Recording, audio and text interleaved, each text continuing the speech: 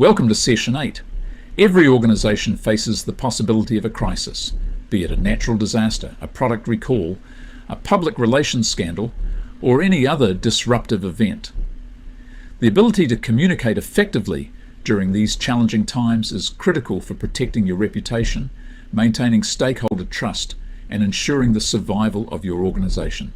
This session, Crisis Communication, will equip you with the skills to develop strategies for communicating effectively when a crisis strikes. Let's examine what defines a crisis, the critical steps for crisis communication, and how to adapt this to different audiences.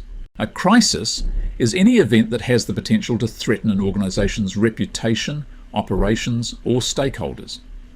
Crises are typically characterised by uncertainty, urgency, and the potential for significant damage.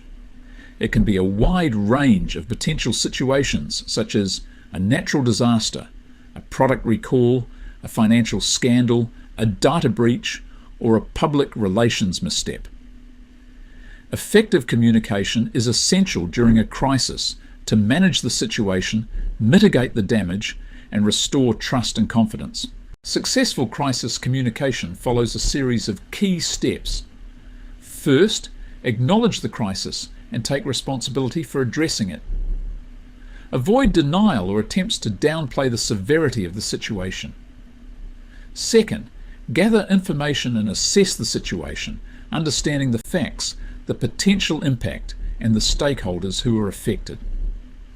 Third, develop a comprehensive communication plan that outlines your key messages, target audiences, communication channels, and timeline. Fourth, communicate with stakeholders, providing accurate and timely information and addressing their concerns. And fifth, monitor the situation closely, tracking media coverage, social media sentiment, and stakeholder feedback, and adjust your response as needed. Developing a crisis communication plan is essential for preparing for potential crises. Start by identifying potential crises that your organisation might face, considering various scenarios and their potential impact. Establish a crisis communication team, assigning roles and responsibilities to key individuals. Develop key messages and communication materials, including press releases, social media posts, and FAQs.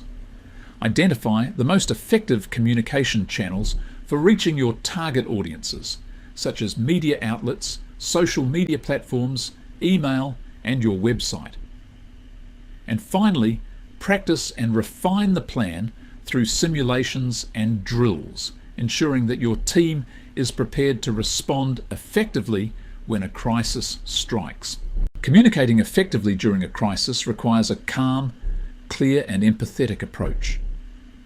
Be prompt and transparent, providing information as quickly as possible, and avoiding any appearance of concealment or deception. Communicate with empathy and compassion, acknowledging the impact of the crisis on stakeholders and expressing your concern for their well-being. Correct misinformation and rumours swiftly and accurately, using credible sources and factual information. And provide regular updates, keeping stakeholders informed about the progress of the crisis response and any new developments. That completes the introduction to this session. Thanks for your attention. Up next, in the workshop, we will examine two key theoretical frameworks: situational crisis communication theory, and in part 2, image restoration theory.